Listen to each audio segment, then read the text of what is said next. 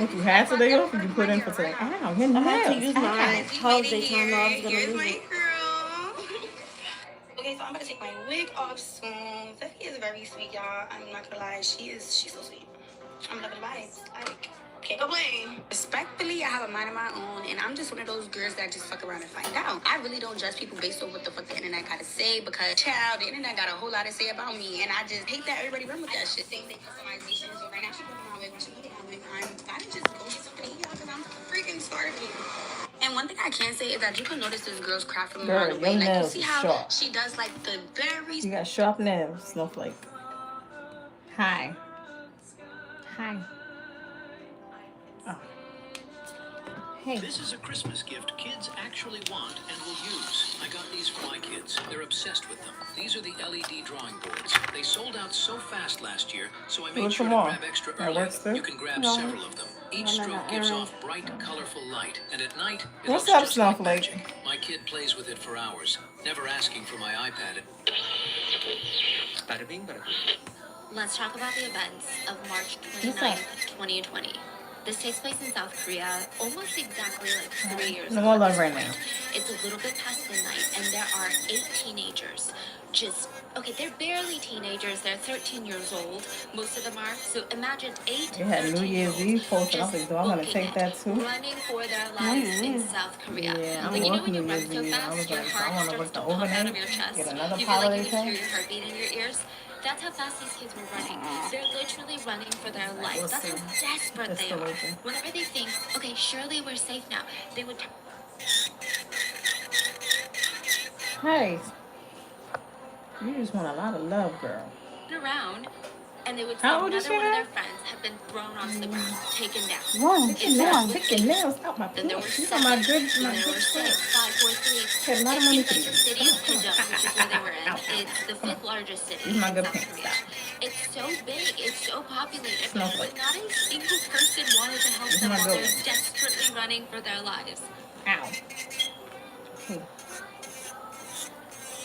Where are they running? On the street? Yeah. They run like their lives depend on it because maybe it does. One of the girls, Kora, 13 years old, she could feel her legs starting to give out. There was like shooting pains going up each of them. Every step she took, it felt like someone was shooting her up the palm of her foot. She thought, you know what? Fine. But I got too much stuff. I'm just gonna let him catch me. I'm gonna let this guy who's chasing me down catch me because whatever he's got in store for me has got to be less painful than what I'm experiencing right now. So she slows down, she puts her hands on her knees, and she's panting. She's trying to catch her breath, okay? And he comes up behind her. She looks up and says, oh God, that was really, really tough. She let out a little smirk. She was thrown onto the ground, handcuffed, and placed under arrest. At 15 and better than 17, okay? These 13-year-olds, these 8 teenagers, they are not the prey being chased down by a big bad predator. They are the predators. These 8 kids had just murdered a delivery driver in cold blood. The infuriating part is they're gonna get away with it. Girl, come on, sit down. Go.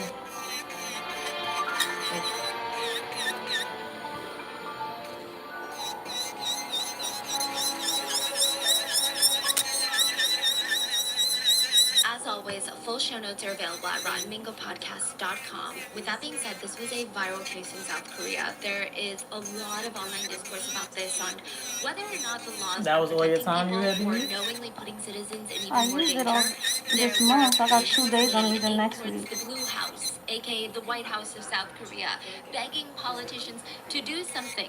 There's incredibly damaging text messages between teenagers. I tried to take one day off texting next each other week. after they killed someone. I was like, all right, I'll save it for January. What they're saying, you're gonna lose your mind. I Now, had there to are use a lot one in of people January involved, too. and about 8 main They wouldn't give me my killers, if you birthday will. off. Technically, you can find some of their names online, because normally South Korea is really crazy about releasing even adult criminals' names, adult people's names, but with children, it's absolutely out of this world.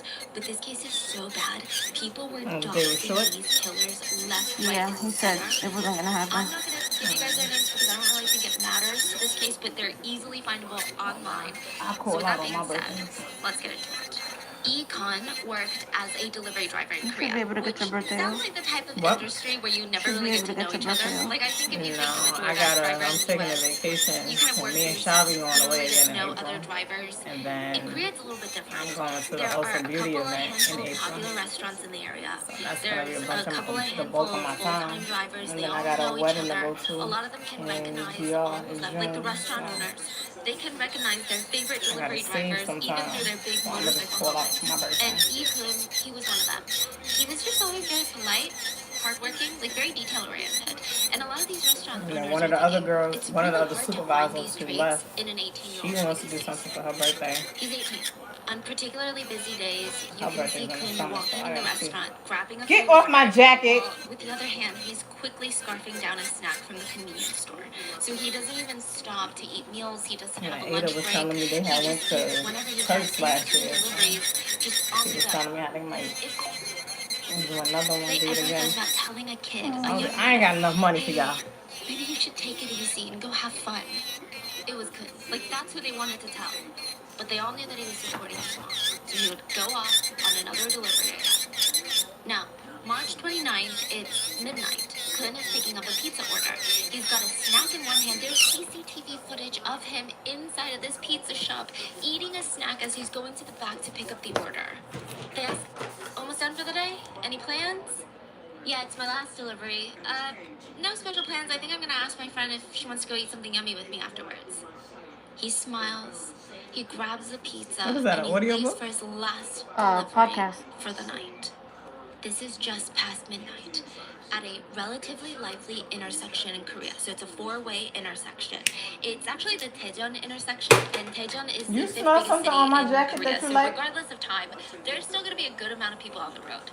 Now, for everyone waiting at this intersection for their light to turn green, they're just going about their lives. Hey! Get off my How coat! do you imagine in this moment it would feel like time would stop? Blowing For up my just a jacket. brief second even.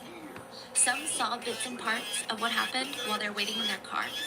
Some saw the black car run the red light and book it as fast as they can across the intersection. Some saw the black pieces of plastic and metal just flying through the air to the other side of the street. And some people just saw a limp body laying on the ground. There was like a pool of blood all over the intersection. And every single person parked there, it didn't even matter if they had music on, they had all heard it. Even if they hadn't seen it, they heard it. It was such an ear-piercing thud. Everyone had this pit in their stomach. Because when you hear something like that, it is too loud to be a fender bender. It is too loud to be like a small accident. You put the pillows on the Someone side of needs her? help ASAP. If you're someone who loves thrifting or secondhand clothing, you need to start shopping on Whatnot. I'm telling you guys, it is the cheat code. Most of these pieces I got were about $1 to $2. Yes, ma'am. Shut up. 경찰은 중앙에서 차량과 서진 오토바이 파편이 반대편 현장에 쓰러진 오토바이 So there is a car going straight, and a motorcycle was trying to go straight. The car ran a red light. They literally pedaled to the metal, booked it up That for seemed that red really, light. really fast, the car. So fast. So there is a four-way intersection, and let's say the motorcycle is heading north. I don't know if this is the actual like compass direction, but just to give you an idea, motorcycle is trying to head north. There is a black car to the motorcycle's left that's trying to go right. So they're going to be perpendicular. Now, the motorcycle has the right of way, so they start inching towards the middle of the intersection, and the black car on the left, they have a red light, but they just decide to book it. Like 0 to 60, book it. Run the red light, and at the cross section, they slam into each other. And you just see motorcycle parts, tires flying in the air. A lot of people see a limp body just on the side of the road. And just to give you an idea of how bad it is, emergency services, let me explain it the way that they did, because they know what these motorcycles looks like. They know what these accidents look like. They say you take one look at this motorcycle, and they thought to themselves, it would be a miracle if the driver survived. There are tires apart all over the street. There are black plastic chunks. I mean, to give you an idea, you all know what a motorcycle looks like. There's like the thick, bulky, plasticky parts that make up the front, the seats. Even under the seats, there's like little layers of plastic.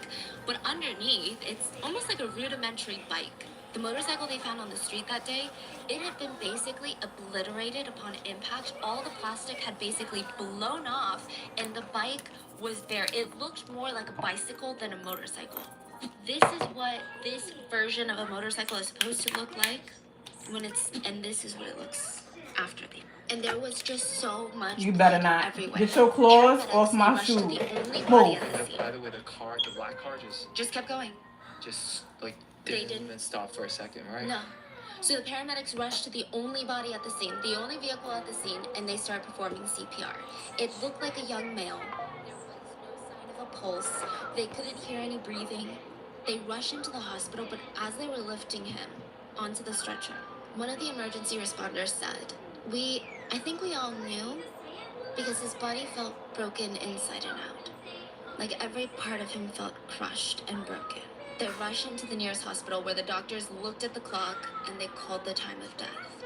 This man's name was Yi Kun. He had lived exactly 18 years and 97 days before he had been killed. To even Let's swim some more.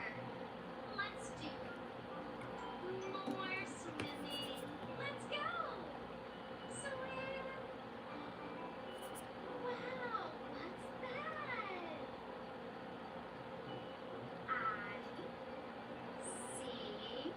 a fish. See a fish.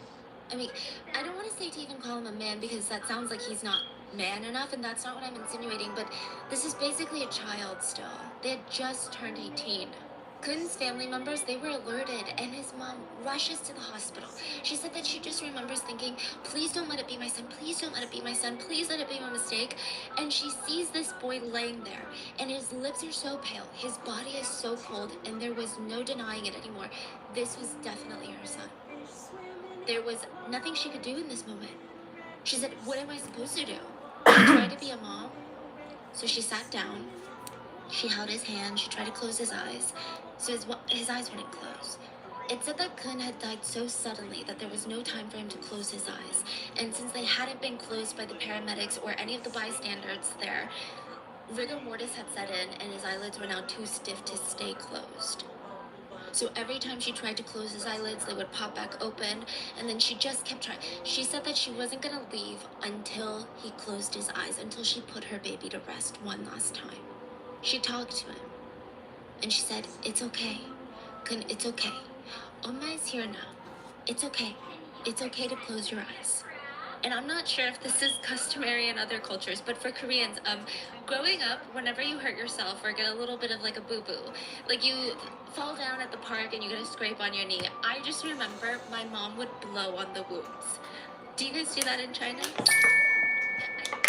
Medically, it does nothing to help the healing, but they just go, like, 괜찮아, 엄마, like, 엄마 손이 약손, which means mommy's hands are medicine. And they blow on your wounds. And I remember so maybe it does work mentally. Kun's mom spent an hour just blowing on his wounds and scars. And I think it was slowly dawning on her that she was never gonna have another photo to put into his photo albums. She was never gonna have another moment with her son ever again. This was it. And she remembered just 3 months ago, it was the most exciting time in Kun's life. January of 2020, Kun had run home. He was so excited. He's practically bubbling. And he's like, Mom, I got an ID. I got an ID. So in South Korea, you get an ID once you turn 20 in Korean age. But in the US age, it's 18. So Kun is 18. He gets an ID. And it allows you to drink, drive, vote. And it's very symbolic of becoming an adult. He's like, I can vote now. I'm officially an adult mom. And since I'm an adult mom, I promise I'm gonna be your guardian now. I'm gonna take care of you. He promised he was gonna graduate university and make sure that his mom never worked another day in her life. He promised to take her on vacations, and one day he was like, I'm gonna buy you whatever you want. I'm gonna buy you all the most delicious meats. Like, you're never gonna have to stress about anything ever again because you got me. So I'm gonna take care of you. And these were not just empty words, fleeting words of a teenager. Kun got a job as a delivery driver to help his family pay for his college tuition and to help with the bills. And his mom would just think to herself, How did I get so lucky? She said she named him Kun because in Hanja, his name means strong. So anytime he was working, all the fellow delivery drivers and the restaurant owners, they would think, there he goes again. Like, he was one of the hardest delivery workers. He did about 60 deliveries in a day. And technically, the city is small, so it's easier to get from one place to another, but this guy never took a break for himself. He just kept thinking about his family, and he just kept going. And it just broke her heart knowing that now she is holding his cold body in her arms. What is she talking about? One last time. The victim. After like an hour, finally his eyes close. And she promises her son, I'm gonna take care of you. I'm not gonna make you feel injustice when you're in heaven. She was determined to catch whoever did this to her son. And the problem was, catching them is the easy part. Punishing them would prove to be nearly impossible. Reasons why my renters hate me You as a ain't never be with an landlord. Asian First guy? of all, I gave myself a luxury When I was in apartment middle for free school. while my renters get to choose from. Yeah, So first, let's talk about the accident. This, like I said, is a four-way intersection, and Kun was headed straight. He had the right of way when a car on his left comes in, crashing into him from the side. This is clearly an small? accident caused by the car on the left. I wasn't fucking that in ran middle the red school. light. What type of shit is you They on? just left him there. I The mean, police you ain't got see it. out I of was. the road. They I didn't didn't even want to stop. see it. That The wasn't crash what was type of so time I bad, was all on. of the airbags deployed, but they still kept driving. They kept I on lost my driving. virginity They when did I was not stop. 19. The police very quickly Oh, you're tracked a down good the people girl. in the car because eventually the car would not go. The car slowed to a That's why stop Aiden's and it dad used to refused to cheat keep on me all the driving because time. it was completely Was he giving him no totaled. butt? The airbags had Wow. deployed. It was really bad. The people He in was the car, used. there That's were who you lost it 8 to? people in this sedan. So 8 there's 6. 13-year-olds How is that possible? So there's 6 people in the back. squeezing in the back? Yeah, they abandoned the car on the street because the car clearly I looked thought like it about had it been one a part of the time, deadly and I was like, accident. It nah. clearly wouldn't drive anymore. I All need of the some airbags color. were out, and they get out on foot and start booking it. They run for their It's not. lives, but I ultimately, just they like They're not what I all. like. They're not all the police pink. also tracked down the That's like you registered expect a car black guy owner, just so for the it to owner be of the all car. black, and somebody I got like dated 3 it. colors, I bitch. had sex with a Torres Spanish County, guy, and which it is was. confusing Oh, I don't do the because Spanish Torre is ones. about I 65 would never miles do away another from one. Hejon. So why is your car in I did it Hejon? twice, Like, and do I'll you never do it know again. any of the people that were in the car? Are they related to you? And he's like, my car was stolen 2 nights ago. Wait, what? Asian? So the Even owner the of the car porn did a videos I've pretty watched. detailed I entry don't of watch the series their of events. porn He unless it's said, like I usually cartoons, finish work like around 9 anime. p.m. I come home, park Your my car in porn the is usual just. spot in the parking lot. It's my favorite spot. Then I walk into It's my too apartment like building. rough, Now, for brutal. some reason, Like in I the don't middle know. of the night, I woke I don't up know why they around do stuff 3 like a.m. that. I think I was a little bit hungry. So I'm like, maybe I I should just go like to a the candy POV. shop, the convenience And store, if I grab a hear the bite dick to is eat, small, then I I get was a like, little ugh, food coma this on the is But it don't train have to precious. be station. I was big. going to walk. I don't like the But I big ones. go through But the at parking least lot to get have to the some candy type shop, of and I just thickness quickly and glance at my little a parking little spot, bit. and it's empty. My car is gone. I immediately call They the don't be police that having no night, and thickness. I'm like, my car is stolen. What do I do? They're like, we'll let you know when we find your car. A full day passes. The next day, no call, no updates on the stolen car. I go to sleep that night. I wake up and I hope, okay, maybe today the police are gonna find my car. And they did. Around 3 p.m. that afternoon, they called to tell me that in the middle of the night last night, my car was used to kill someone. He continues. They said that some kids stole my car and got into an accident. There was a victim who died from the accident. When I heard that my car was used as a device for killing someone, my heart was beating so fast. My hands and my body were shaking. I was speechless. And I was speechless to learn that they said it was 8 kids around the age of 13 years old. Were they like 7th graders? I just couldn't believe that middle schoolers would steal my car and kill another person. He said, I was surprised on how middle school students were able to even drive my car. I mean, what kind of kid are they to commit these types of crimes? It's kind of insane. It's ballsy. I can't even imagine doing something like that in high school, let alone middle school.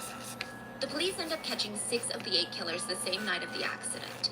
They were arrested right away, which is exciting, right? But they were very quickly released because of something called the criminal age of responsibility in South Korea. Korea's criminal law, Article 9, states the acts of minors under the age of 14 years old are not punishable by law. So these Can you take that out? anything. Can you drill that I mean, off? this is What are probably you talking worse. about? This is murder. The acrylic I here. don't know how it gets worse Could than you drill murder. that off or Maybe no? torture and murder, but In extreme cases, you can get 2 years in a youth detention center, but that's very rare, almost unheard of. So basically, anything. These killers were released before the car owner even knew what happened to his car. They have That's how insane this is. I mean, They it's were not released union, even but though the I saw police one of see the them. They know Yonkers that they have a location. history They of got committing open. crime after crime. You These applied? The Yonkers. 13-year-olds, they I'm know not losing my union. I got I got a year and a half until I'm vested. they use it to their Until you're advantage. what? Vested in the March union. 28th, What around does that 1:30 mean? a.m., just I'm about locked in the 24 union. hours before the murder, And eight how- So I kids can steal a transfer car. and not This lose is the my first stuff. car they steal. 'Cause So they're then gonna after that, steal you can go another car anywhere and still have immediately it. after the murder. One So year, they you steal said? car number one. I got a year This and a is the half. car that So they what do you have to used be in there the for? accident, the deadly accident. 5 years. They Okay. drive around the city for 24 hours. They're like hanging out, going to bars, like doing all of these illegal festivities. And 24 hours later, March 29th, 2020, at around 12 a.m., they end up in Pigeon and they kill 5 years. Goodyear. I'm out. Now, from there, they all start running. 6 go of the where? teenagers were caught that night on Maryland. foot. 2 were not. 2 You kids, can still have 2 of the a guys, they $11.99 were not job? caught. How do you find They them? ran to a nearby You gotta town apply. and stole another car at 4 in the morning. But like, There you is- go this on is like gonna what, infuriate you. Craigslist? There is CCTV of Go them, online and like apply. footage of them stealing the second Go car. onto the job And- sites and How apply. do they steal cars? I don't get it. Okay, so I don't want anyone to victim blame because it's just different cultures. So a lot of people in Korea don't really lock their car doors either. And keys? Yeah, some people leave their keys. And I heard, I don't know if this is true in this particular situation or true in general, but a lot of parking lots She not are rolling over? parked. So you got cars parked I behind mean, each does other. she and you're roll over? She can roll. trapped. So sometimes people have an attendant and you leave your key in the car. And sometimes the attendant is gone. Sometimes there is no attendant. Did you know in Korea sometimes cars are put on neutral? And so if you're okay, so you push the car out of your way so you can leave. Wow. Yeah. So interesting. So the parking culture is there, and typically with theft, especially Did you do car something theft, with her? it's not that common. Korea's filled with CCTV. It's really hard to get away with doesn't like stealing, it. let alone a purse, That's a good but for a at least full 20 minutes vehicle. a day. Like it's pretty intense. Yeah, So they really just, these kids probably just really don't care. yeah, like no adult would commit this crime because they would go to prison and it would be so easy to catch them. But these kids literally know that they will not be punished, so they don't care about getting caught. So after they use a stolen car to murder an innocent person, they steal another one. And in the CCTV footage, you can see them walking with their hands in their pockets, leisurely, as if they own this world, as if they own this parking lot. They find an unlocked car. The owner would later say that his car key ran out of battery, so he was unable to lock it before he went into the You're house. always behind I'm the not really door. sure what the reasoning was, but it doesn't really matter. It's still theft. Just because it's unlocked doesn't mean anything. The teenagers find it. They open the doors, start rummaging through the car. They're Alright, so throwing if out you all wanna of the leave, owner's you documents, can go insurance there. papers, just throwing them around the parking lot. They take the car and they leave. The teenagers find the unlocked I mean, car. you're not in They it yet. open the doors. I mean, So you why got would your year, and but they just throw But I out if have you don't like, care about it, no, I then do care about it. just I have kids, insurance guys. papers, anything belonging to some the people rightful don't owner of the care car. about it. They're throwing That's it kinda out straight sickening. into the parking lot. I was like, should I go to They take Maine the because car they get and paid leave. Now the owner weekly? realizes the very next I morning don't that his know. car was Depending on your stolen, and he position. alerts Yeah. the And police. that's not every By then, the two teens department that had gets paid. stolen No, the no, car no. drove it all the way back to Seoul, and the Who car told was you they get eventually paid weekly? found. Money. Now, the black box Yeah, depending that on every the car in position South you get, Korea is you legally get paid required to weekly. have, which is basically an external camera I think the or ED audio gets recorder. Yeah, paid the It that's what was she was ripped telling me. out.